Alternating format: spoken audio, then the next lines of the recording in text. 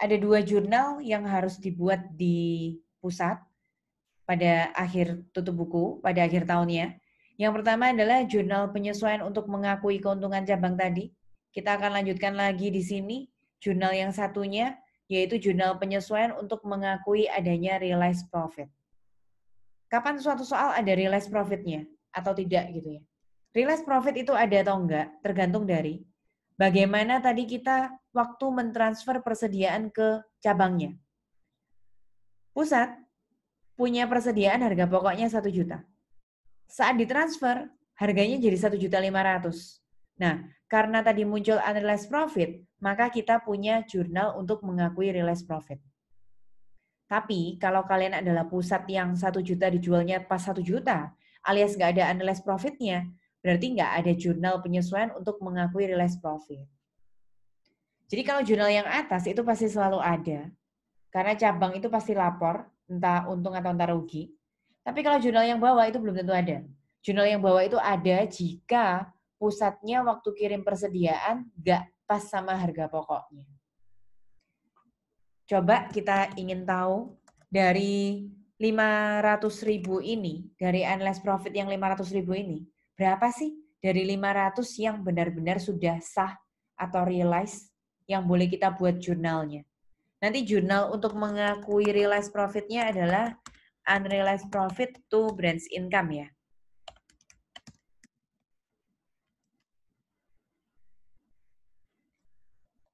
Dikatakan di akuntansi profit itu realize atau profit itu sah jika persediaannya bukan terjual ke pusat cabang. Pusat cabang itu namanya masih di dalam perusahaan yang sama.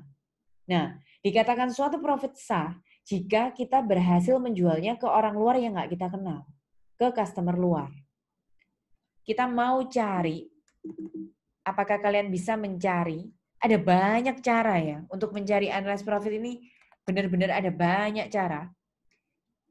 Kalian boleh menemukan cara lain yang nggak sama dengan cara saya, itu bebas sekali. Karena untuk menemukan angka realized profit, itu bebas pakai logika. Nah, coba sih, saya mau ajarin kalian yang pertama itu pakai cara kali silang. Kita mau pakai cara kali silang. Bayangkan ini kondisi di pusat, kemudian ini kondisi di cabang. Terus saya mau kalian mencari saldo akhir yang ada di cabang. Saldo akhir yang ada di cabang. Sudah bisa membedakan yang disebut dengan 3.800.000 dan disebut dengan 900 tadi? Apakah kalian sudah bisa membedakan? 3.800.000 itu yang seperti apa? 900.000 itu yang seperti apa? Sudah paham bedanya? Kalau yang 3.800.000 itu nggak ada hubungannya sama pusat. Itu saldo akhir di cabang yang kita beli sendiri dari supplier. Nah, yang mengalami penyesuaian itu pasti yang ada hubungannya sama pusat. Jadi kalian cari kos persediaan menurut cabang yang berasal dari pusat. Angka itu yang harus diotak-atik. Cari persediaan akhir di cabang, tapi yang berasal dari pusat.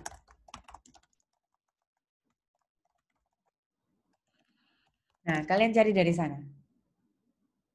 Kalian cari, di sini kita bisa menemukan angkanya. Saldo persediaan akhir di cabang yang berasal dari pusat adalah 900.000. Angka itu penting sekali, angka itu yang harus kalian cari. Nah, 900.000 itu kan kalau harga di cabang. Harga pokoknya di pusat, kita kasih simbol misalnya yang akan kita temui, kita sebut saja itu huruf A gitu ya. Kita nanti akan menemukan huruf A-nya itu.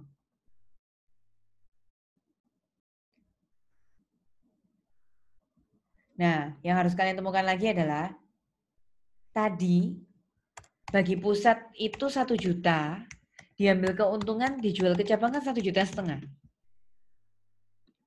Jadi silakan temukan 4 angka ini dulu ya. Silakan temukan 4 angka, bandingkan bagaimana di pusat, dan bandingkan bagaimana di cabang seperti ini dulu.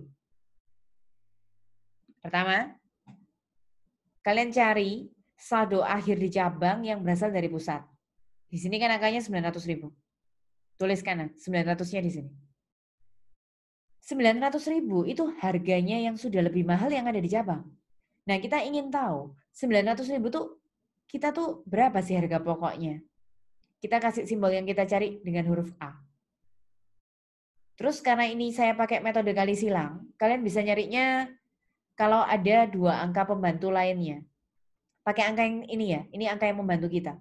Tadi ada harga pokok 1 juta, dijual jadi 1.500.000. Berarti kalau bagi pusat 1 juta, bagi cabang itu 1.500.000.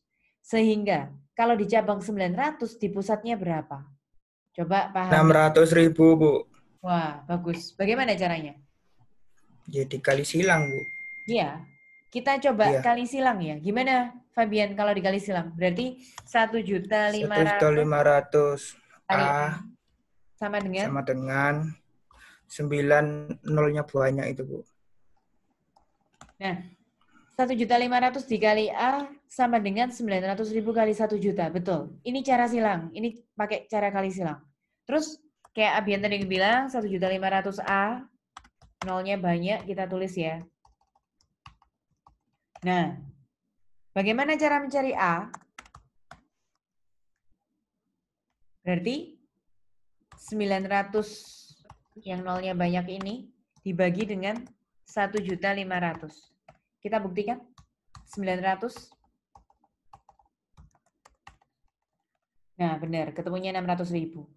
Itu loh yang harus kalian cari. Kalian harus menemukan 600.000-nya itu berapa. Yang di sini itu berapa harga di pusatnya. Sampai sana pahami dulu ya. Kita harus menemukan A-nya itu 600.000-nya dulu ini. Silakan dipahami dulu. Jadi ada pusat, ada cabang, kemudian pakai bantuan kali silang. Paling gampang kayaknya pakai cara kali silang. Ada sih cara-cara lainnya, kalian boleh pakai cara matematika lainnya bisa. Nah, paling gampang menurut saya itu pakai cara kali silang. Kenapa? Setelah kalian menemukan 600.000-nya di pusat, kita sudah tahu berarti di dalam saldo akhirnya yang tadi berasal dari pusat, itu kan ada terdapat laba sebesar berapa? Selisih kan ya? Kalau pusat itu pokoknya 600, dijual di cabang 900, berarti 600 dijual jadi 900, itu kan labanya 300. Nah, kalau kita tahu di dalam saldo akhir itu masih ada laba yang terkandung di dalam persediaan akhir itu sebesar 300, dengan kata lain, maka sisa unrealized profit-nya itu 300.000.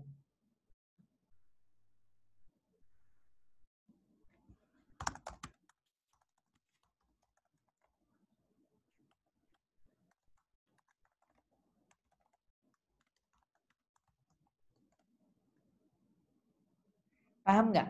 Jadi kalau saldo akhir itu masih di gudang kita, berarti kan barangnya belum laku keluar. Karena barangnya belum laku keluar, berarti itu namanya masih unrealized profit kan? Nah, jadi sampai tanggal 31 Desember, di dalam saldo akhir kita yang 900.000, kalau nilai pokoknya 600, berarti kan di dalam 900.000 itu ada laba yang terkandung 300.000.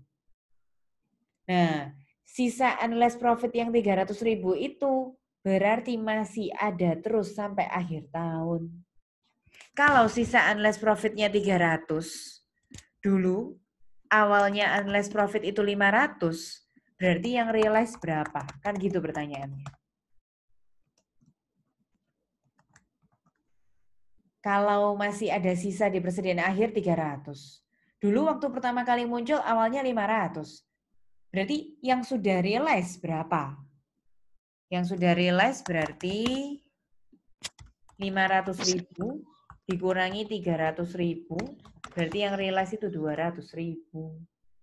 Yang dimasukkan di jurnal itu yang realize, jadi yang realize 200.000.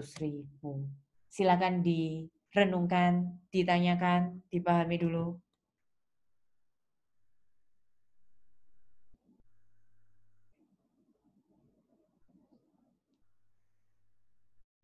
Ada yang mau ditanyakan kah?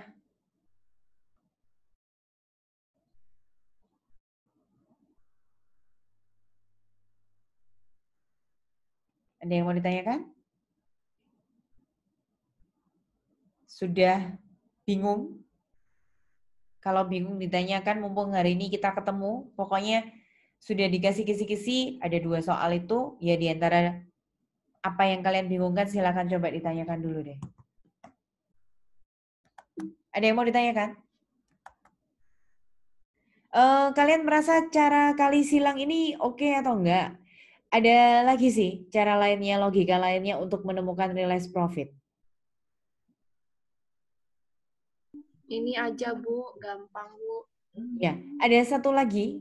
Kalau kamu mau, saya bisa kasih, saya bisa bantu kalian. Nanti waktu UAS saya pesanin dulu ya dari awal dari sini sekarang. Nanti angkanya mungkin nggak bulat ya. Jadi kalau angkanya nggak bulat, nggak usah kaget. Memang saya bikinnya tidak bulat. Boleh ada yang membulatkan seperti apa terserah. Pokoknya jangan kaget ketika kerja unless profit, kok nggak bulat? Memang nggak bulat. Ini kan angkanya kebetulan rapi, bagus, bulat. Nah, nanti kalau kalian UAS kok angkanya nggak bulat, untuk khusus yang ini aja, ya sudah biarin, nggak apa-apa. Nah, kemudian beneran nggak mau cara satunya nih. Saya mau kasih, nggak tahu ya, mungkin kalau saya kasih ini, mungkin ada beberapa yang jadi, oh begini, begini. Nah, begitu. Kita lihat ya. Saya punya cerita sedikit-sedikit kalau kalian pahami mengenai pusat dan cabang ya. Terutama kalau kalian itu jadi cabangnya. Saya mau cerita sedikit di sini. Cabang, itu persediaan awalnya kita janjian 0 aja. Makanya di sini ketika kita melakukan jurnal penyesuaian tadi, saya tulis di sini saldo awalnya 0 saja. Oke. Shirley, sudah saya admit ya. Nah, kemudian selanjutnya kita bisa lihat ada kejadian pembelian. Cabangnya itu beli sendiri. Dari supplier berapa? Ingat nggak tadi ceritanya? Coba dilihat di atas-atasnya. Cabangnya beli dari supplier berapa?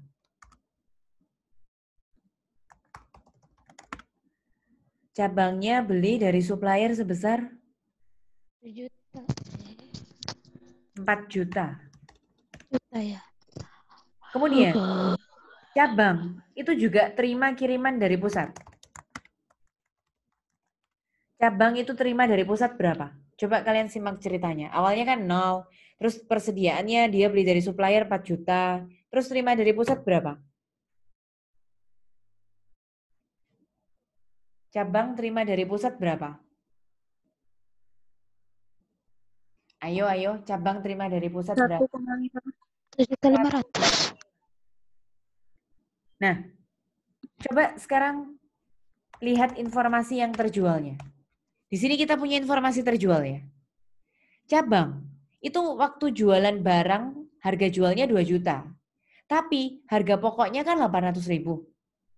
Yang 800.000 itu diambilkan dari persediaan yang dibeli dari supplier luar 200.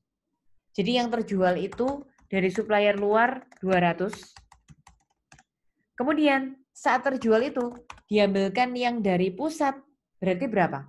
Kalau yang terjual 800.000, 200-nya dari supplier, berarti sisanya berapa yang dari pusat?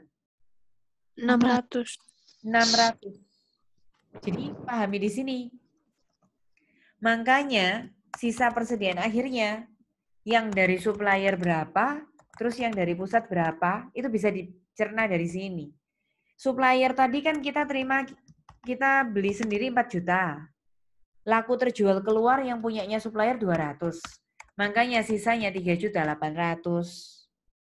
Kalau yang pusat, kita terima dari pusat kan 1,5 juta. Yang dari pusat itu laku 600. Makanya persediaan akhirnya 900. Nah ini loh cocok dengan yang di sini. Kos persediaan di cabang yang dari supplier 3.800.000, yang dari cabang, yang dari pusat 900. Itu menjelaskan semua seisi soal ini tuh maksudnya seperti itu. Jadi ini adalah arus persediaannya di cabang itu seperti apa. Awalnya gimana, terus dia beli, laku terjualnya gimana, sehingga akhirnya jadi berapa. Ya itulah kira-kiranya. Kalau kalian mau cara lebih cepat lagi, banyak ya. Saya bilang cara banyak itu berarti lebih dari 2, lebih dari 3. Kalian bisa menemukan cara itu banyak sekali. Saya tiba-tiba jadi ada ide seperti ini. Kalau kalian paham cerita ini, dan di soal itu memang lengkap sekali begitu ya. Kalian nyari realize profit-nya, nggak usah susah-susah dari saldo akhir kayak gini juga bisa. Kalian cari dari saldo, dari pusat yang terjual juga bisa. Kita tahu yang terjual dari pusat itu kan 600.000. Cari saldo yang terjual dari pusat sekali lagi kan 600.000. Nah, ini huruf A-nya yang tadi itu. Huruf A-nya yang tadi, terus ini tetap sama 1 juta. Ini tetap sama, saya pakai angka yang 1.500.000. Kalau kalian utak-atik angka ini, Fabian sudah selesai mengutak-ngatik angka ini. Kalau misalnya lakukan cara yang sama kayak tadi ya. 400.000 sih Bu harusnya. Berapa? 400.000. Sudah di otak-atik angkanya ini. Iya. Diganti 6 sama 4 aja, tapi nggak tahu nolnya berapa. Harusnya 400.000. 400.000. Harusnya. Oh, 400.000 Bu, bener. Ya, ketemunya 400.000.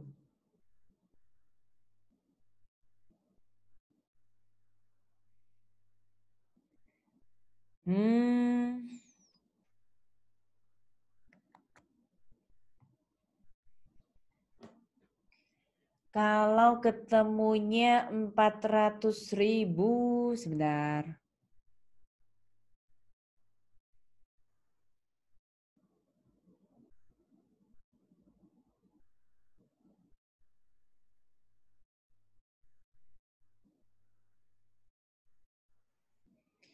Ketemunya saya tulis 400.000 di sini, kemudian di sini saya tulis ya 400.000-nya. Nah, kita selisihkan ya. Kayak tadi itu loh, kita selisihkan. Kalau di cabangnya 600, kemudian di pusatnya 400, berarti selisihnya itu kan mencerminkan profitnya. Selisihnya itu kan 200.000 ya, benar ya? Dari 400 jadi 600 itu kan selisihnya 200. Kalau kalian pakai cara yang ini langsung ketemu realized profit-nya. Realized profit itu berarti langsung jawabannya, langsung ininya, 200.000-nya. Kok bisa? Karena yang saya pakai di sini tadi angka persediaan yang terjualnya. Yang terjual keluar itu kan berarti yang realize-nya. Tapi kalau yang tadi kan akhirnya. Kalau yang akhir ketemunya itu masih sisa unrealized, saya selisihkan biar ketemu yang 200.000-nya. Jadi banyak sekali cara untuk menemukan 200.000. Pokoknya saya butuh angka 200.000. Entah kalian mau ngutak-ngatik dari yang 900 saldo akhirnya boleh. Atau kalian mau mengutak-atik dari informasi yang terjualnya juga boleh. Kalau pakai akhir masih agak rumit biar ketemu 200-nya. Kalau ketemu yang terjual, ini langsung ketemu selisih 200-nya itu langsung jawabannya. Nanti silakan dipelajari ya. Ada yang mau ditanyakan? Ini yang periodik. Ini sekali lagi adalah yang periodik.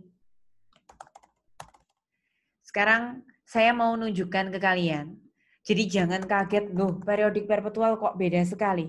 Tidak, periodik sama perpetual itu tidak terlalu berbeda sampai seperti itu. Saya copy dulu di sini. Biar nanti saya bisa nunjukkan ke kalian mana yang sama, mana yang beda gitu ya. Mari kita lihat di sini. Ada pertanyaan sebelum saya ke perpetual? Tadi 600.000-nya dari mana ya? Yang mana? Ini 600.000 yang ini. Temukan saldo bagi cabang yang terjual tapi yang pusat. Dari tanggal 5 Mei, kita kan tahu, kita punya harga jual 2 juta. Harga pokoknya kan 800. Nah, dari 800.000 itu, Yang dibeli sendiri dari supplier kan 200. Berarti dari 800 itu 600 ribunya yang kita terima dari pusat. Dari sana. Dari sana Angel. 600 ribunya itu dikatakan langsung realize kenapa? Karena itu saldo dari pusat yang berhasil kita jual ke orang luar. Kalau ini kan kalian pakai angka 900. 900 itu kan saldo akhirnya yang dari pusat. Kalau ini saldo dari pusat yang terjual. Saldo terjual yang berasal dari pusat. Nah, biar gitu deh. Biar namanya, ya. Nanti kan Excel-nya diberikan ke kalian. Jadi dipelajari dari sana. Kemudian kita lihat yang perpetual ya. Kita simak bedanya. Lihat baik-baik bedanya hanya sedikit. Nanti waktu UAS tetap, karena saya minta seperti UTS, metodenya tetap sama ya, tulis tangan segala macam. Jadi kalian tetap harus nulis lagi ya. Selanjutnya kita lihat di sini, transaksi 1 Januari. 1 Januari bisa dilihat di sini tidak ada hubungannya dengan persediaan. 1 Januari ada hubungannya dengan uang tunai sama equipment. Nggak ada persediaan, jadi nggak ada bedanya antara periodik sama perpetual. Kalau yang 2 Februari, ini ada hubungannya dengan persediaan ini. Persediaannya harus disebut. Jadi kalau perpetual itu malah harus nyebut persediaan. Kita ganti purchase-nya ini dengan nama persediaan. Merchandise inventory.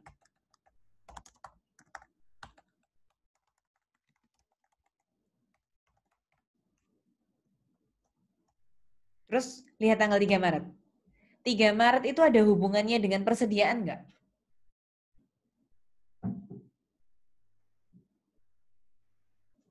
Kalau 3 Maret itu ada hubungannya dengan persediaan, kita harus nyebut persediaan itu persediaan.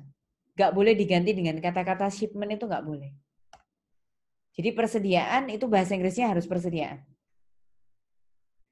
Tanggal 4 April ada lagi hubungannya dengan persediaan. Jadi jurnalnya nggak bisa kalau cuma seperti itu.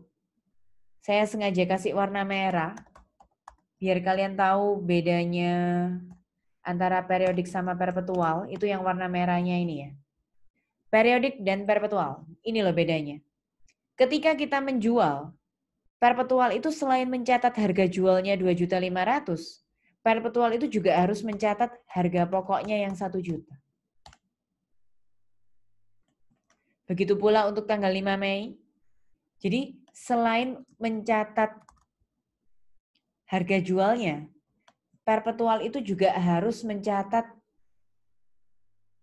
harga pokoknya. Jadi tanggal 5 Mei, selain mencatat 2 jutanya harga jual, harus nyatat harga pokoknya juga yang 800.000 itu. 31 Desember kan tentang penyusutan. Penyusutan ya nggak ada bedanya. Penyusutan kan nggak ada hubungannya sama persediaan. Ayo coba dipahami dulu sekilas. Yang saya ganti jadi warna merah tanggal 2, 3, 4, dan 5 itu. Itulah perbedaannya periodik dan perpetual. Periodik nggak boleh nyebut inventory. Kalau perpetual malah harus nyebut inventory. Kalau jualan tambah harus nyebut COGS. Bu Feli. Ya, silakan. Itu yang 5 ini COGS-nya yang 200-nya kok nggak diikutin ya? COGS-nya yang tanggal 5 Mei itu totalnya 800. 200-nya berasal dari supplier, 600-nya dari pusat. Waktu kita jual kan berbarengan, 800.000 dijumlah jadi 1. Oh iya. Di soal ini saking ditambahi 200.000-nya itu supaya membantu kita menemukan yang dari pusatnya berapa. Kalau kita tahu 800, dari suppliernya 200, dari pusatnya berarti kan 600. Tapi yang dicatat di jurnal tetap harus semuanya.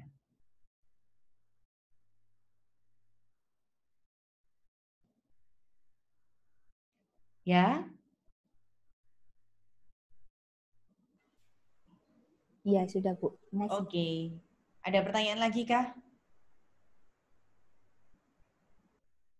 Oke. Kita lihat jurnal-jurnal terakhirnya beda apa ya. Mari kita lihat dari sini. Kalian amati ya. Kalau jurnalnya periodik, yang warna kuning tadi mewakili persediaan, yang warna hijau mewakili revenue sama expense. Saya mau samakan dulu. Yang warna hijau itu mewakili revenue dan expense. Yang warna kuning itu mewakili inventory. Nah, kalian bisa perhatikan di sini. Karena perpetual itu rajin menyebut inventory, pada akhirnya tanggal 31 Desember, ini nggak usah pakai kata-kata no entry deh, yang 31 Desember. Nah, pada akhirnya, kalau yang di perpetual, dia tidak perlu menyebutkan lagi merchandise inventory ending lah, purchase lah, nggak usah. Karena dia rajin nyebutnya. Dia hanya perlu menggantinya dengan satu nama, yaitu COGS. COGS-nya kalian temukan di sebelah debit ya. COGS itu adalah salah satu bagian dari expense. Expense-nya khusus persediaan. Namanya khusus beban pokok penjualan atau cost of goods sold. Jadi tidak ada merchandise inventory ending, shipment, purchase, itu nggak ada. Kalau perpetual, itu cuma diwakili satu nama yaitu COGS, gitu aja selesai. Nah, kemudian kita lihat ya. Coba kalian amati di sini. Hasilnya loh sama. 2 juta kurangi 800 kurangi 1 juta. Berarti saya butuh mengisi paling terakhir home office-nya di kredit 200. Terus lapor ke sini 200 juga. Lihat ya, periodiknya tadi ketemunya 200, 200. Di sini juga ketemunya 200, 200. Jadi periodik perpetual itu sama.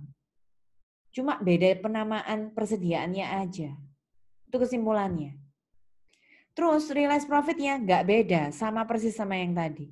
Jadi ngefeknya cuma di kata-kata jurnal penyesuaian sama penutupnya. Kalau periodik itu butuh dijabarkan seperti ini. Kalau perpetual sudah langsung diganti satu nama yaitu cost of goods sold.